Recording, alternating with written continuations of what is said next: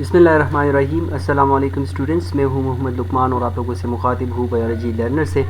आज की इस वीडियो में हम बात करेंगे फोटोसिंथेसिस के हवाले से और बायो एनर्जेटिक जो है इसकी डेफिनेशन और उसकी जो इंट्रोडक्शन है वो हम करेंगे। तो चलिए चलते हैं अपने लेक्चर की तरफ। अब यहाँ पर हम दो ही प्रोसेसिंग पढ़ेंगे जो मेन मेटाबॉलिक प्रोसेस होते हैं किसी भी लिविंग ऑर्गेनिज्म के अंदर, वो हम डिस्कस करेंगे इसी चैप्टर में। वो कौन कौन से प्रोसेस हैं, वो फोटोसिंथेसिस और रेस्पायरेशन, ये दो अमल इंशाल्लाह हम डिटेल के साथ डिस्कस करेंगे। चूँकि फोटोसिंथेसिस के बारे में भी आप लोग जानते हैं, रेस्पायरेशन के बारे में भी, लेकिन इनके अंदर जो स्टेप्स होते हैं और एनर्जी की जो ट्रांसफॉर्मेशन होती है या इसमें जितने भी रिएक्शंस हो रहे होते हैं वो सारे के सारे हम इंशाल्लाह डिटेल के साथ डिस्कस करेंगे। जितने स्टेप्स हैं, जितने जो इसके पार्ट्स हैं, वो सारे के सारे डिस्कस करेंगे। अब बायो एनर्जेटिक ये चैप्टर जो हम डिस्कस कर रहे हैं, तो ये क्या है, ये हम एनर्जी की जो ट्रांसफॉर्मेशन हो रही होती है किसी भी बायोलॉजिकल सिस्टम के अंदर, तो वो एनर्जी एक फॉर्म से दूसरे फॉर्म, दूसरे से तीसरे फॉर्म, तो वो एनर्जी है वो ट्रांसफॉर्मेशन हो रही होती है उसकी एक फॉर्म से दूसरे फॉर्म में। तो ये जो एनर्जी की ट्रांसफॉर्मेशन होती है किसी भी बायोलॉजिकल सिस्टम के अंदर, तो वो हम बायोलॉजी के एक ब्रांच में डिस्कस करेंगे और इसी को हम क्या कहेंगे, बायो एनर्जेटिक कहते हैं। ठीक है, the transformation of energy in biological system, जितने भी लिविंग ऑर्गेनिज्म हैं, ठीक है, जितने भी बायो या लिविंग ऑर्गेनिजम्स हैं उनके सिस्टम के अंदर जब भी एनर्जी की ट्रांसफॉर्मेशन हो रही होती है तो वो हम इसी बायो एनर्जेटिक में डिटेल के साथ डिस्कस करेंगे। अब केमिकल रिएक्शन या जो एनर्जी की ट्रांसफॉर्मेशन होती है वो किस तरह एक लिविंग ऑर्गेनिज्म के अंदर ट्रांसफॉर्म होती रहेगी, क्योंकि उनके अंदर कुछ मेटाबॉलिक प्रोसेस होते हैं। मेटाबॉलिक प्रोसेस यानी केमिकल रिएक्शंस हो रहे होते हैं दिन रात, जो है हर एक सेल के अंदर डिफरेंट सारे जो केमिकल रिएक्शंस है या जो मेटाबॉलिक प्रोसेस है वो सारे के सारे अकर हो रहे होते हैं। ठीक है, अब इन्हीं प्रोसेसेस में हमारे पास जितने भी केमिकल रिएक्शंस है वो सारे के सारे इन्वॉल्व होते हैं। केमिकल रिएक्शन में क्या होगा, केमिकल रिएक्शन में या तो बॉन्ड टूटेगा और या बॉन्ड जो है वो बनेगा। मॉलिक्यूल के अंदर जो है ये बॉन्ड जो होते हैं केमिकल रिएक्शंस के बदले में, या तो ये बॉन्ड्स बनेंगे और या ये बॉन्ड जो ये टूटते रहेंगे। अब जब भी बॉन्ड टूटता है किसी भी मॉलिक्यूल के अंदर, ठीक है, तो वो क्या करेगा, एनर्जी रिलीज़ करेगा। बॉन्ड जब भी टूटता है एनर्जी रिलीज़ होगी, लेकिन बॉन्ड जब भी बनता है, जब बनता है तो एनर्जी स्टोर होती है। ठीक है, तो जितने भी लिविंग ऑर्गेनिज्म होते हैं तो उनके लिए तो एनर्जी ही दरकार होती है, एनर्जी पे ही वो चलते हैं। हम जो बातें कर रहे होते हैं, काम कर रहे होते हैं, डिफरेंट फंक्शंस परफॉर्म कर रहे होते हैं, तो इन सब के लिए एनर्जी की ज़रूरत होती है। अब ये एनर्जी आएगी कहाँ से, ये डिफरेंट फूड जो हम खाते हैं या प्लांट जो अपने लिए फोटोसिंथेसिस जो प्रोसेस है वो परफॉर्म करता रहता है, तो वो इसी एनर्जी को स्टोर करता रहता है। ठीक है, तो वहाँ पर बॉन्ड जो है वो बन रहे होते हैं, ग्लूकोज बन रहे होते हैं। तो जब बॉन्ड्स बनते हैं तो एनर्जी स्टोर होती है, लेकिन जब वो बॉन्ड टूटते हैं फिर वो एनर्जी रिलीज़ होती है और वो एनर्जी उसी लिविंग ऑर्गेनिज्म को मिलती है to perform their own function. ठीक है, वो फंक्शन इसी एनर्जी पे वो परफॉर्म करते रहते हैं।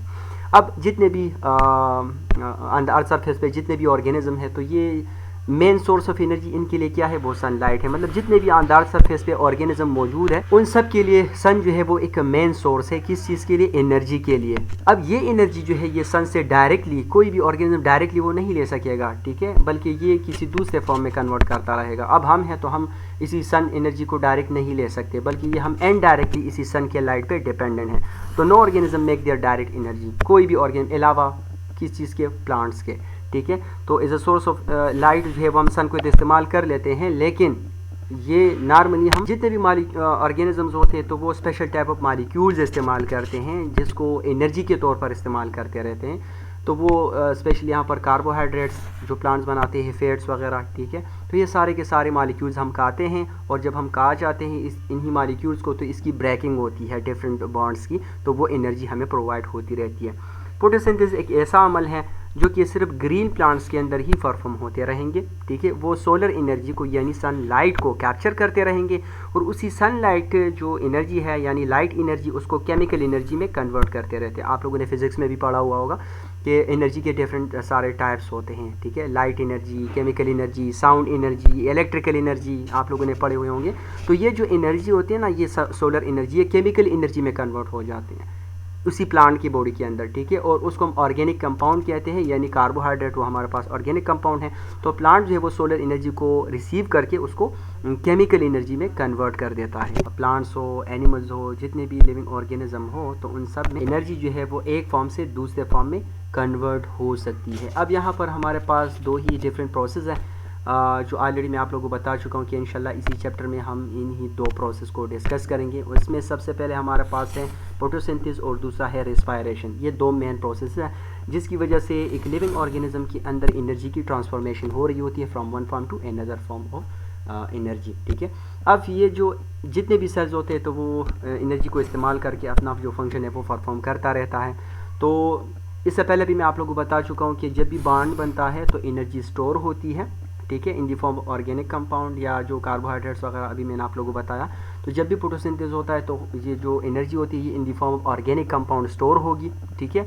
और जब भी रिस्पायरेशन होता है तो ये मैकेनिकल और हीट एनर्जी में ये कन्वर्ट होती रहेगी। मतलब जो खुराक हम खा लेते हैं उसमें ऑर्गेनिक कंपाउंड्स होते हैं, ग्लूकोज, कार्बोहाइड्रेट्स वगैरह, उसकी ट्रांसफॉर्मेशन हो रही होती है मैकेनिकल एनर्जी में, हीट एनर्जी में, रिस्पायरेशन के हवाले से या रिस्पायरेशन प्रोसेस के थ्रू। ठीक है, अब ये एनर्जी जो है जब भी मतलब बॉन्ड टूट जाते हैं हमें एनर्जी मिल जाती है तो वो एनर्जी पर हम डिफरेंट फंक्शंस के लिए इस्तेमाल करते रहते हैं।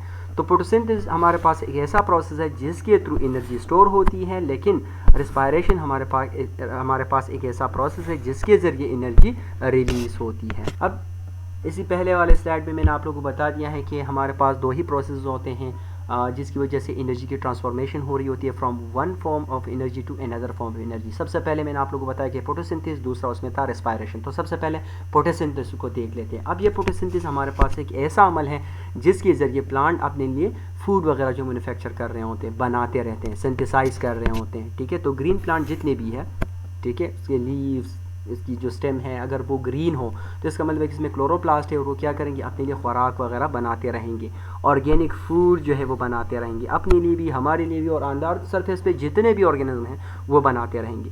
ये कौन कौन सी चीज़ें जो है एज अ रॉ मटेरियल इस्तेमाल करेंगे इसी फोटोसिंथेसिस प्रोसेस में, तो वो हमारे पास है कार्बन डाइऑक्साइड, तो वो एनवायरनमेंट से लेगा, ठीक है, स्टोमेटा के थ्रू, और वाटर जो है वो रूट हेयर्स के थ्रू, मतलब रूट्स के थ्रू लेगा, और सनलाइट को इस्तेमाल करके, ठीक है, सन की जो लाइट है या जो सोलर एनर्जी है उनकी मौजूदगी में ये कार्बन डाइऑक्साइड और वाटर को कंज्यूम करके ये फोटोसिंथेसिस का जो अमल है उसको परफॉर्म करता रहेगा। अब ये जो प्लांट्स होते हैं तो ये कार्बन डाइऑक्साइड और ये वाटर इस रॉ मटेरियल इस्तेमाल करेंगे और उसको फूड मालिक्यूल में कन्वर्ट करते रहेंगे, यानी ग्लूकोज में।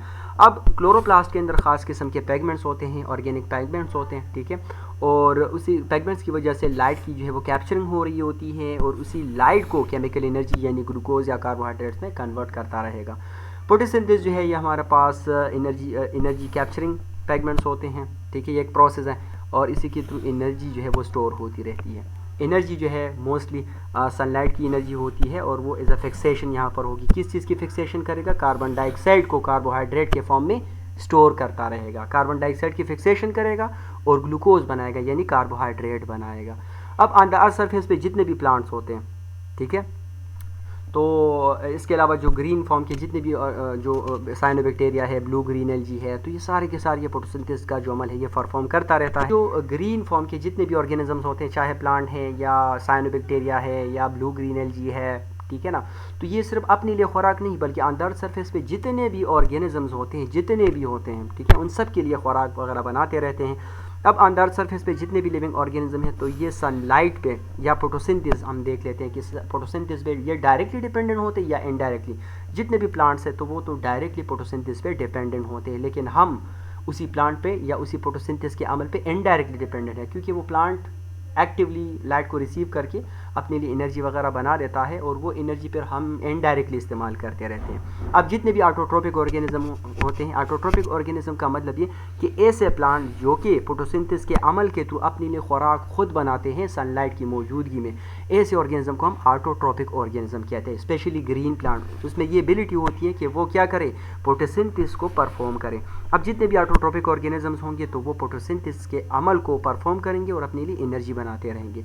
बिल्कुल इस तरीके से जितने भी हेट्रोट्रोपिक ऑर्गेनिज्म है, हेट्रोट्रोपिक ऑर्गेनिज्म वो ऑर्गेनिजम्स होते हैं जिसमें फोटोसिंथेसिस का अमल बिल्कुल भी नहीं होता। स्पेशल एग्जांपल इसका है एनिमल्स, जितने भी है इसमें हम भी आते हैं, तो वो फोटोसिंथेसिस के अमल को परफॉर्म नहीं कर पाते, तो उसमें ये एबिलिटी नहीं होती कि वो लाइट एनर्जी को कंज्यूम करके या उसको ऑर्गेनिक या कार्बोहाइड्रेट्स वगैरह में कन्वर्ट करें, ठीक है, तो उसमें ये प्रोसेस नहीं होता। तो जितने भी ग्रीन प्लांट्स होते हैं, ठीक है, वो इसी सन लाइट पर डिपेंड कर रहे होते हैं और फोटोसिंथेसिस का जो अमल है वो परफॉर्म करता रहता है। अगर आप लोगों से पेपर वगैरह में डेफिनेशन वगैरह का पूछा जाए फोटोसिंथेसिस के हवाले से, तो आप लोगों ने ये डेफिनेशन वगैरह लिखना होगा कि ये हमारे पास एक प्रोसेस होता है जो कि ऑटोट्रोपिक ऑर्गेनिज्म में परफॉर्म होता है। ऑटोट्रोपिक ऑर्गेनिज्म मैंने बता दिया है कि वो ऑर्गेनिज्म जिसमें फोटोसिंथेसिस ही परफॉर्म होगा, वो फोटोसिंथेसिस करेंगे और अपने लिए खुराक तैयार करेंगे in the presence of sunlight. तो ये क्या करेंगे, शुगर को तैयार करेंगे किस किस चीज़ों से, शुगर और ऑक्सीजन को बनाएंगे किस चीज़ से, कार्बन डाइऑक्साइड प्लस वाटर से। लेकिन ज़रूरी ये होगा कि लाइट होगी उसमें।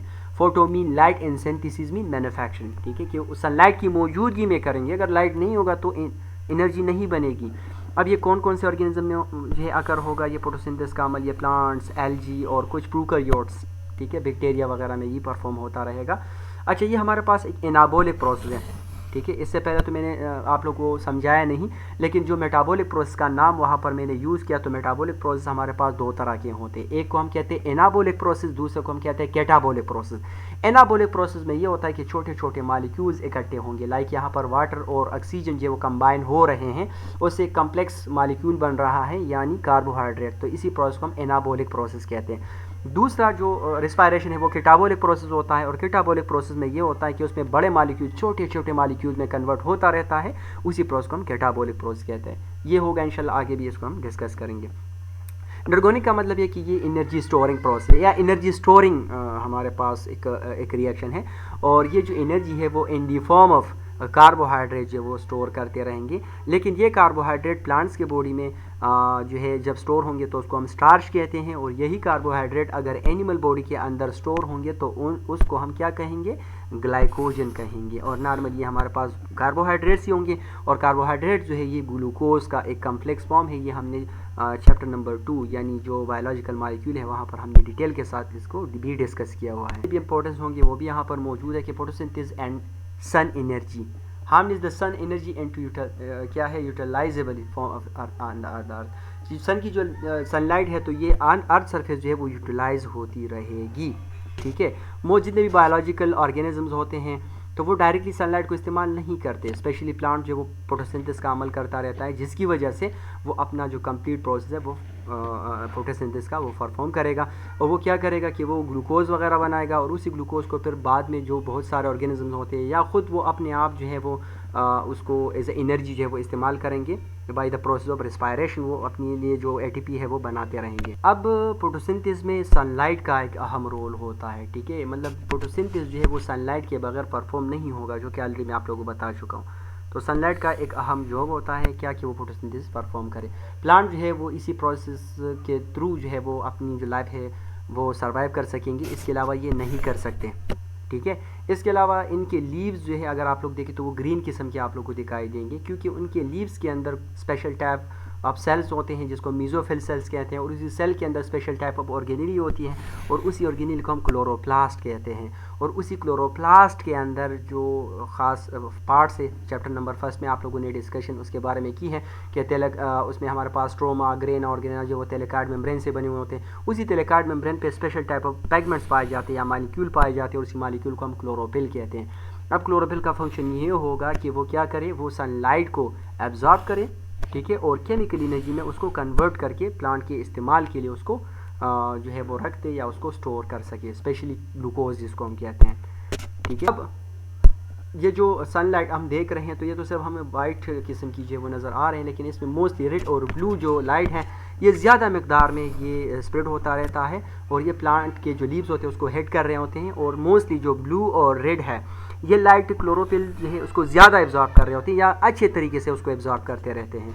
इसके अलावा ये क्लोरोफिल जो है ये ग्रीन लाइट को रिफ्लेक्ट कर रहे होते हैं, इसी वजह से ये क्लोरोफिल हमें ग्रीन किस्म के नज़र आ रहे होते हैं। तो रेड और ब्लू को एब्जॉर्ब कर रहे हैं और ग्रीन को रिफ्लेक्ट कर रहे हैं, इसी वजह से ये प्लांट के जो पत्ते होते हैं ये हमें ग्रीन नज़र आ रहे होते हैं। अब अगर सनलाइट की हम बात करें तो सनलाइट जो है ये फोटोसिंथेसिस प्रोसेस के लिए बहुत ज़्यादा इसकी ज़रूरत होती है, ताकि फोटोसिंथेसिस का अमल हो सके और प्लांट अपने लिए और हमारे लिए कुछ खुराक वगैरह पैदा कर सके। अगर सनलाइट मौजूद ना हो या लिमिटेड हो तो फोटोसिंथेसिस का जो अमल होता है ना वो भी स्लो डाउन हो जाता है। तो जब प्लांट को सही तरीके से लाइट ही प्रोवाइड नहीं होगी तो वो अपने लिए और हमारे लिए खुराक ही प्रोवाइड नहीं कर सकेगा, एनर्जी का जो सोर्स है वो ही नहीं है।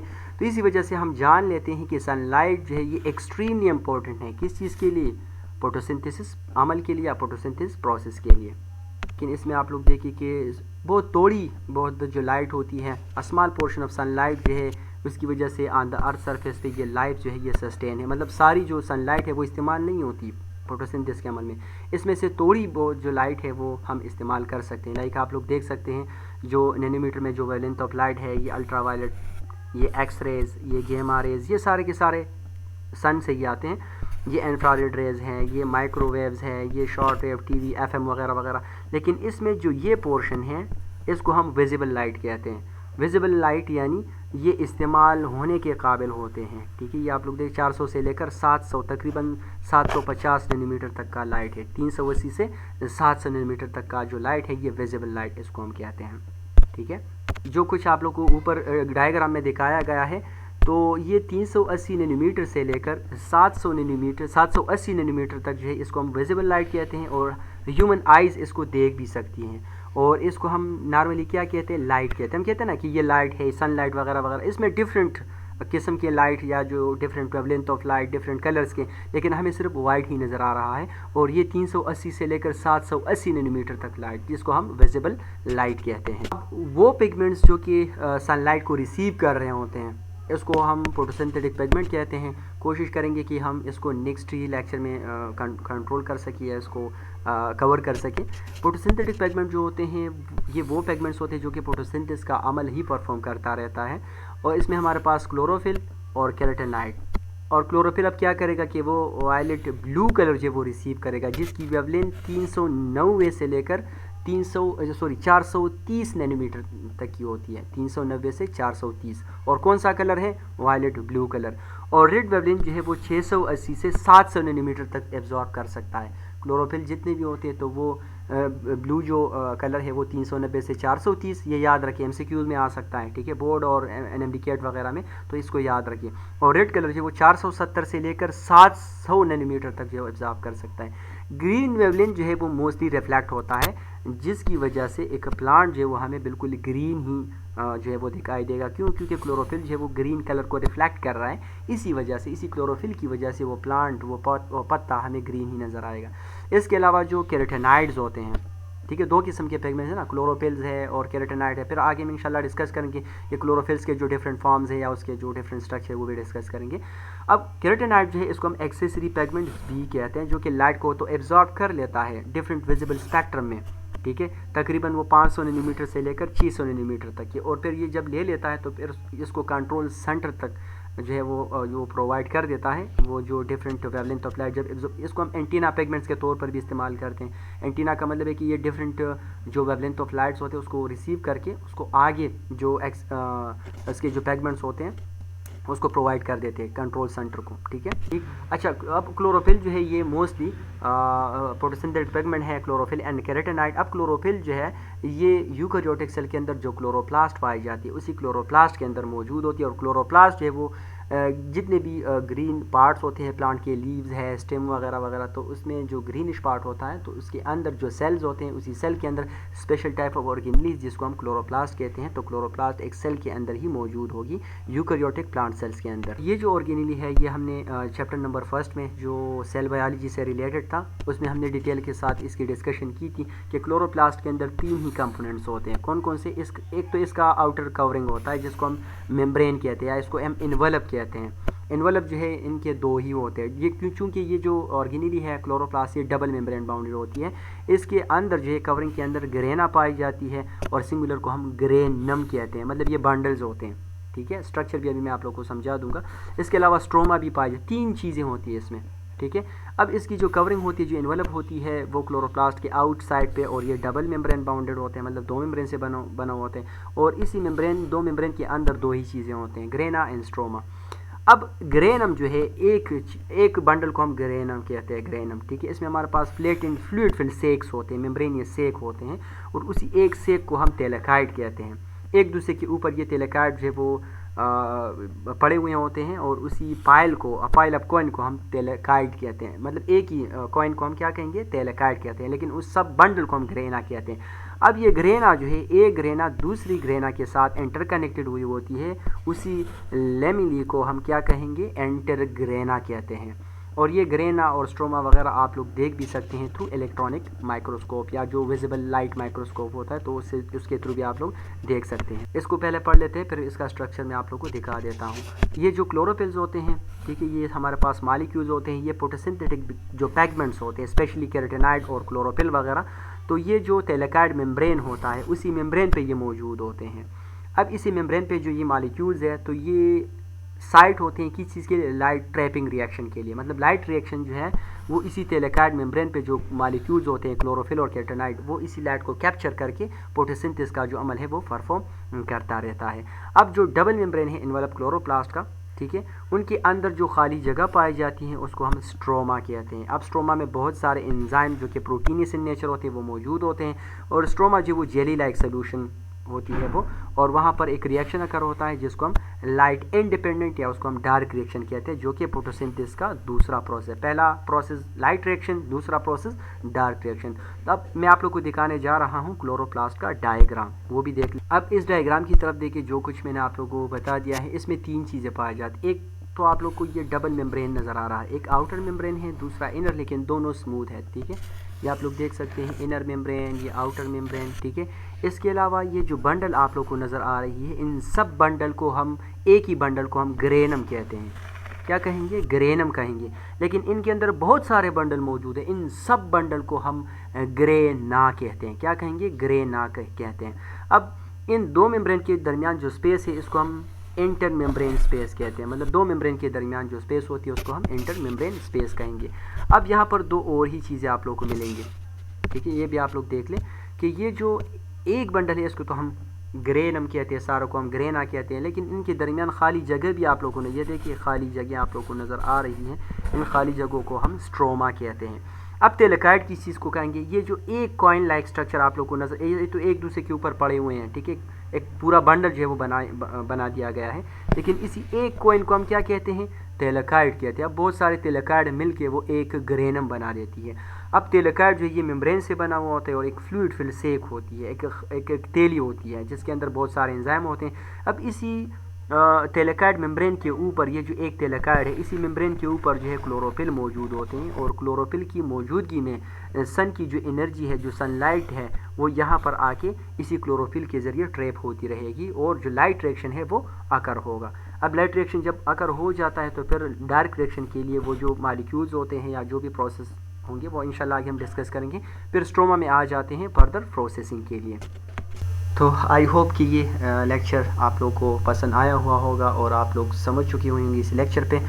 तो अभी आप लोग मुझे इजाज़त दीजिए, इंशाल्लाह फिर कल नेक्स्ट जो भी टॉपिक होगा उसके साथ फिर दोबारा मुलाकात करेंगे। तब तक के लिए आप लोग मुझे दीजिए इजाज़त। Thank you so much, thank you, Allah हाफिज़।